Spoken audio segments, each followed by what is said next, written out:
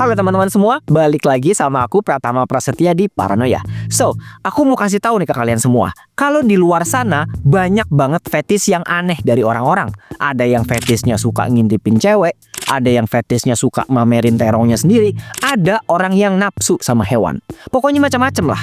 Nah, di video ini aku mau ceritain kasus fetis dari orang aneh yang bernama Jerry Brudos. Jerry ini punya fetis sama sepatu high heels dan kaki wanita, teman-teman ya. Saking dia suka sama benda-benda tersebut, dia sampai nekat menghabisi nyawa manusia demi fantasi seksualnya. Dan aku jamin ya, kalian bakalan kaget setelah tahu alasan dibalik fetis itu, teman-teman. Aku akan ceritain kasus ini ke kalian. So, ini dia kasus kriminal dari Jerry Brudos, penjahat dengan fetis sepatu high heels dan kaki wanita. Anjrit, aneh banget. Karena yang menakutkan itu bukan hantu, teman-teman ya, tapi manusia yang udah kehilangan akal dan pikiran. Selamat datang di Paranoia. Jangan lupa subscribe.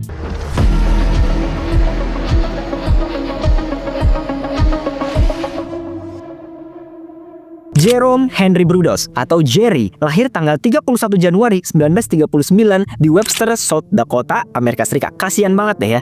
Si Jerry ini lahir di era krisis ekonomi Amerika nih, teman-teman. Bayangin, mata uang mereka anjlok, toko-toko pada tutup, pengangguran di mana-mana. Di jalanan itu banyak banget orang-orang yang bawa-bawa map buat ngelamar pekerjaan. Udah gitu, kalaupun dapat pekerjaan, gajinya juga kecil. Bahkan nih ya, ayahnya Jerry sampai kerja di 2 tempat buat memenuhi kebutuhan sehari-hari. Jadi dari pagi ke sore dia kerja di perusahaan A, dari sore ke malam kerja lagi di perusahaan B. Karena jam kerja yang gila itu ya, otomatis anak-anaknya lebih sering di rumah sama ibu mereka.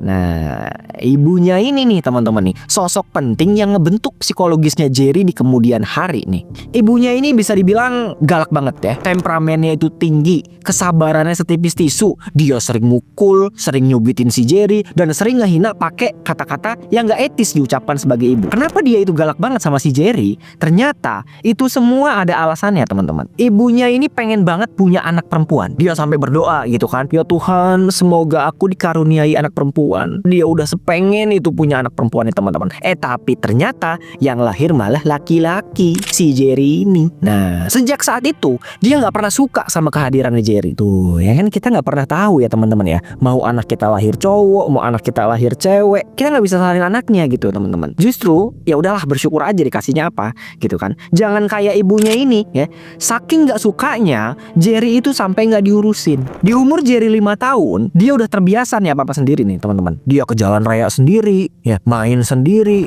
Ibunya juga nggak khawatir tuh mau dia nanti diculik kayak nyebur ke got, kayak bodo amat, kayak ya udah dilepasin aja gitu. Nah, waktu dia lagi jalan-jalan sendirian ini, dia ngeliat tuh di tong sampah ada sepatu high heels warna merah, bagus banget, mengkilat, kinclong, dan dia langsung, wih cantik banget, sepatu apa ini? Abis itu dia ambil, terus dia pakai nih buat jalan ke rumahnya. Nah, di rumah ibunya yang galaknya minta ampun itu langsung ngamuk, dia teriak-teriak nih kan, hei, kamu pakai apa itu? Kamu itu anak cowok, nggak boleh pakai sepatu perempuan. Akhirnya sepatu itu direbut sama ibunya, terus dibuang ke tong sampah. Nah, begitu ibunya pergi, diambil lagi sepatu itu sama si Jerry, terus diumpetin di kamarnya. Tapi ketahuan nih, pas ibunya ini lagi beres-beres ya kan, anak durhaka, udah gua buang malah diambil lagi. Jerry, panggilkan itu anaknya kan. Jerry ini udah gemeteran aja, dia itu ketakutan. Takutnya bukan karena dimarahin ya teman-teman ya, tapi takutnya sepatunya itu dibuang lagi sama ibunya. Dan bener aja kan, begitu ketahuan, sepatunya ini langsung dibakar di depan matanya si Jerry. Nih, kamu lihat ya anak setan,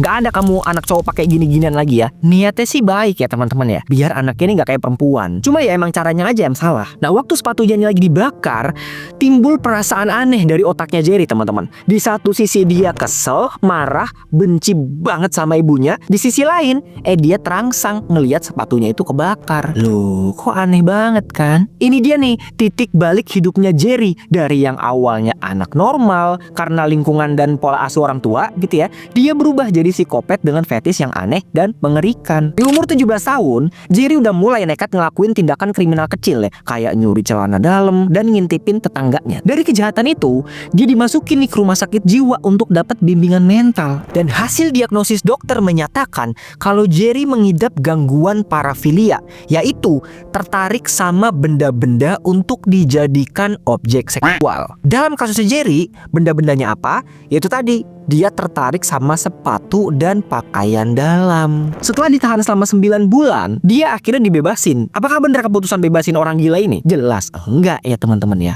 Karena di masa depan, dia bakalan jadi pembunuh paling menjijikan dalam sejarah Amerika.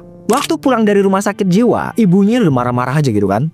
Nggak ada lu tidur-tidur di rumah gua lagi ya. Mulai sekarang, kemasin barang-barang lu tidur di gudang. Nah, dari situ dia makin sendirian aja tuh kan. Nggak ada pengawasan orang tua, nggak diajarin mana yang baik, mana yang buruk. Akhirnya, ya mulai balik lagi ke kebiasaan lamanya dia, nyuri celana dalam dan sepatu wanita. Di umur 23 tahun, Jerry nikah nih sama seorang wanita bernama Ralphine. Di awal pernikahan, Ralphine mulai ngerasa kalau Jerry itu red flag teman-teman ya. Jerry tuh ternyata galak, tukang ngatur, dan super cemburuan banget. Udah gitu, yang bikin Ralphine mulai ngerasa takut sama sifatnya Jerry adalah Jerry sering maksa Ralphine untuk pakai celana dalam hasil curiannya dia, lalu disuruh berpose tanpa busana sambil difoto. Mungkin bagi Jerry ini seksi, ya. Tapi bagi istrinya, ya jelas jijik dong. Apalagi celana dalam ini bekas orang. Beberapa bulan kemudian, Ralphine nemuin keanehan lagi dari si Jerry. Yaitu, di garasi rumah mereka, dia nemuin foto-foto Polaroid wanita nggak berbusana tersimpan rapet di dalam kotak nih. Begitu dia tanya ke si Jerry, "Mas, ini foto apa ya?" Langsung ngamuk dong dia, marah-marah gitu kan. Gua udah bilang, jangan sekali-kali lu masuk ke garasi ya. Hargain ruang privasi gua. Sejak saat itu, mau si Ralphine dan anak-anak mereka nggak pernah nginjekin kaki lagi ke garasi. Lambat laun, perilaku Jerry udah makin aneh nih teman-teman. Dari yang tadinya cuma nyuri celana dalam karena nggak ada sanksi apa-apa gitu ya, dia mulai ngelakuin sesuatu yang makin liar, makin berbahaya, yaitu ngebunuh orang. Di tahun 1968, ada seorang gadis berusia 19 tahun bernama Linda Slauson. Dia ini adalah sales buku yang nawarin ke tiap-tiap rumah nih teman-teman. Sayangnya, waktu itu dia nawarinnya ke rumahnya Jerry nih, ke rumah orang gila ini. Jerry yang ngelihat Linda itu cantik, tinggi, masih muda, langsung ngajak Linda nih masuk ke garasi. "Adek, kamu tunggu dulu di sini ya. Saya ambil uang dulu." Tiba-tiba dari belakang, kepalanya Linda tuh dihantam dan lehernya tuh dicengkram sampai dia meninggal. Habis itu, bajunya dilucutin, dipakein celana dalam hasil curiannya dia lagi, dan difoto-foto. Dia nggak bisa lakuin ini lagi ke istrinya, makanya dia lakuin ke orang lain. Tapi nggak cuma sampai di situ ya. Jerry juga suka sama kakinya Linda ini yang putih, mulus, bersih. Maka dia memotong dan menyimpan bagian itu. Jadi badannya Linda dibuang ke sungai dan kaki kirinya disimpan di dalam kulkas yang ada di garasi. Selama beberapa waktu, Jerry juga suka mainin kaki-kaki itu tuh. Dia keluarin, ya kan? Terus dia pasangin tuh sepatu high heels hasil curian-curiannya dia itu. Terus dia foto-foto. Entah apa yang merasuki orang gila ini ya. Kok bisa sejahat itu jadi manusia coba. Dan keluarganya ini juga nggak tahu teman-teman ya. Jadi tiap kali Jerry mau main-main sama korbannya, keluarganya itu disuruh keluar dulu nih. "Sayang, nih aku lagi ada uang nih. Udah kamu ajak anak-anak makan di luar ya." Begitu. Jadi nggak pernah ketahuan nih tiap kali Jerry bunuh-bunuhin orang. Waktu di interview, Jerry bilang setelah pembunuhan pertamanya, dia ngerasa ada adrenalin rush gitu. Ada kayak semangat buat ngelakuin lagi. Jadi kayak, "Oke, gua udah berhasil dapat satu, gua harus lakuin lagi nih. Gua harus lakuin lagi."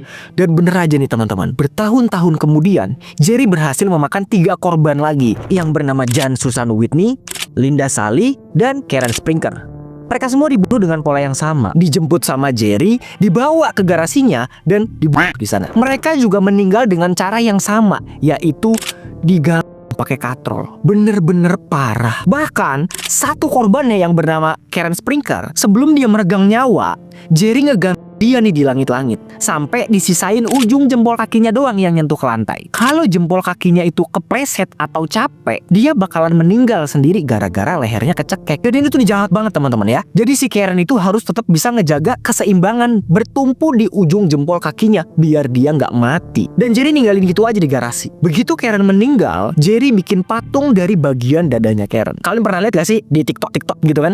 Badan dicetak pakai silikon, terus diisi adonan semen, terus udah gitu dicek. Nah nanti hasilnya bisa jadi kayak patung. Nah Jerry ngelakuin itu ke bagian dadanya Karen. Udah meninggal pun badannya dijadiin piala. Semua korban-korban itu diperlakuin dengan cara yang sama teman-teman. Diikat, pakaiannya dilepas, terus badannya diraba-raba, dilecehin gitu ya, dan dibiarin sampai meninggal. Begitu mereka meninggal, jasadnya dibuang ke Sungai Longtom. Nah dari sungai inilah nih semuanya mulai kebongkar teman-teman. Di Mei 1969 ada seorang pria lagi mancing di Sungai Longtom nih. Dia nemuin sesuatu yang lagi ngambang. Begitu dicek ternyata itu mayat perempuan. Setelah diidentifikasi sama polisi, ketahuan kalau mayat tersebut adalah Linda Sally, salah satu korbannya Jerry. Polisi juga ngeliat lagi nih, ada bekas lilitan tali di bagian leher dan yakin kalau ini adalah korban pembunuhan. Mereka akhirnya nelusurin lagi nih, ya kan, di area sungai nih, dan ketemu juga sama jasadnya Karen dan John Whitney. 3 jasad korban ditemuin di sungai yang sama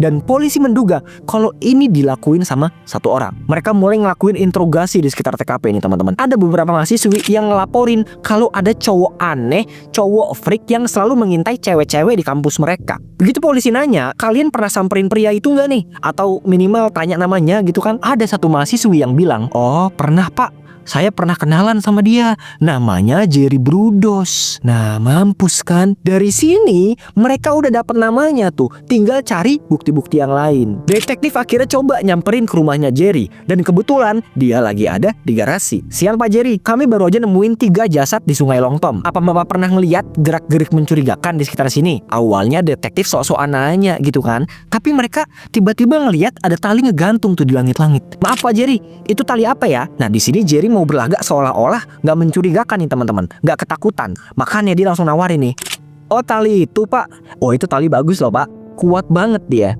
Bapak mau?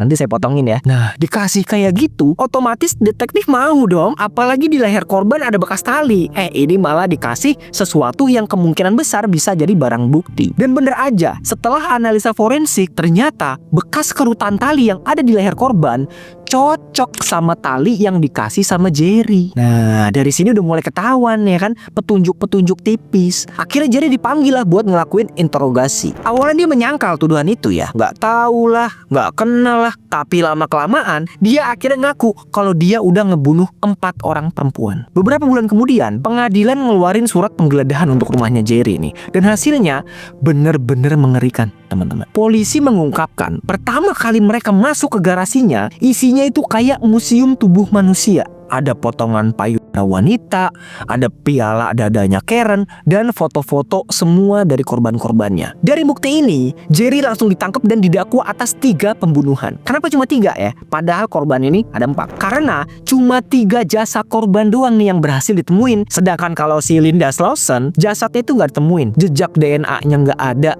dan potongan kakinya itu juga entah dibuang kemana sama si Jerry. Dari kejahatan ini, dia dihukum penjara 3 kali seumur hidup atas kematian 3 korbannya. Awalnya si Ralphine, si istrinya Jerry itu, juga dikira ikut-ikutan dalam kasus pembunuhan ini teman-teman. Detektif juga mikirnya gini nih, masa sih kamu gak terlibat? Kamu kan tinggal serumah. Tapi setelah menjalani persidangan, dia dinyatakan gak bersalah nih dan langsung dibebaskan. Begitu dia bebas, Ralphine langsung kabur tuh dia tuh, kemasin barang-barang, pindah kota, ganti nama, dan bawa anak-anak mereka sejauh mungkin. Sedangkan Jerry, si psikopat gila ini, dia mendekam di penjara dan meninggal di sana gara-gara kanker hati pada tahun 2006 di umur 67 tahun teman-teman. Itu dia tadi teman-teman ya, kasus kriminal Jerry Brudos. Dari kasus ini kita bisa tahu ya, kalau nggak semua kejahatan itu datangnya tiba-tiba nih. Ada juga yang dipupuk, ditanam dari kecil, hidup dari didikan orang tua yang salah, lalu berubah jadi mimpi buruk buat banyak orang. Karena yang menakutkan itu bukan hantu teman-teman ya, tapi manusia yang udah kehilangan akal dan pikiran. Kalau kalian suka sama konten ini, jangan lupa like, komen, dan juga subscribe biar aku semangat bikin videonya.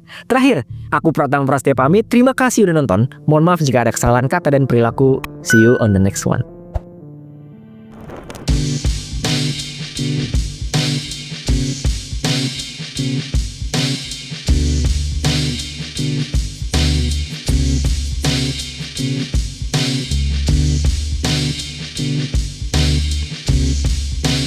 Thank you.